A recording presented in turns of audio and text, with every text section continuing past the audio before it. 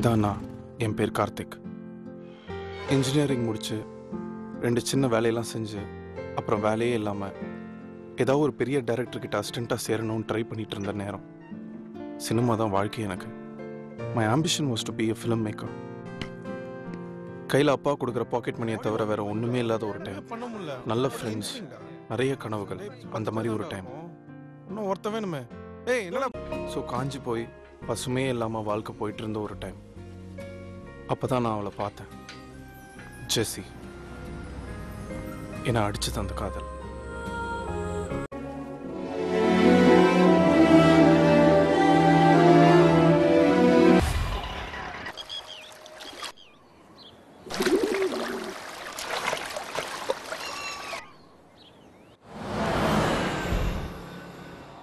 Ganesh sir என் கூட வாங்கன்னு கெஞ்சினேன். நானும் லொக்கேஷன் பார்க்கணும், உன் கூட வரேன்னு என்னை கூப்பிட்டு வந்தார். ஆக்சுவலி செலவு பண்ணார்.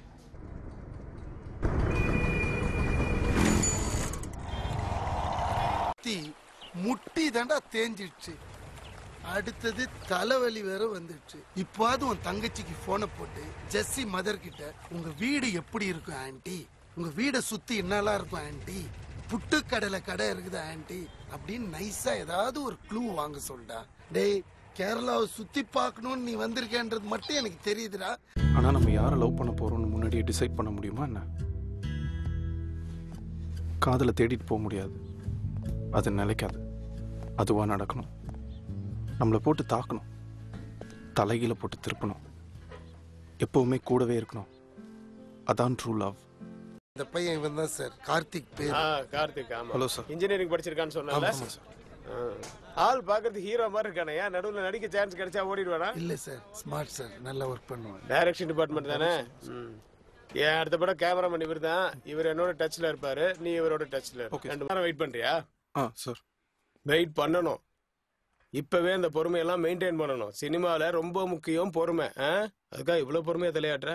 அடுத்த படம் அடுத்த மாதம் ஸ்டார்ட் பண்ணுறேன். பட் இன்னைக்கே நீ ஜாயின் பண்ணிக்க. Okay sir. All the best. Thank you sir. பாரு, அதான் ஹீரோ போர்ஷன். Okay sir. அதாவது கிட்டத்தட்ட ஒரு 45-50 நாளா ஹீரோயினை பிரிஞ்சிருக்கான். ஸோ அவனோட ஃபீலிங்ல இருந்து அப்படியே பேக் வந்து பேன் பண்ணி ட்ராலி கிரேன் அப்படியே ஃபார்வர்ட் பண்ணா நம்ம ஏஆர் ரஹ்மான் வந்து பேக்ரவுண்ட் மியூசிக் போட்டுருவாரு. அதுக்கு ஏற்ற மாதிரி போனோம். இவ்வளோதானா? 6 மாசமா எழுத ட்ரை பண்றேன், எதுவுமே செட் ஆகல. இன்னைக்கு ஒரு ஐடியா வந்துருச்சு. ஒரு ஸ்கிரிப்டுக்கு ஒரு ஐடியா எழுத போறேன்.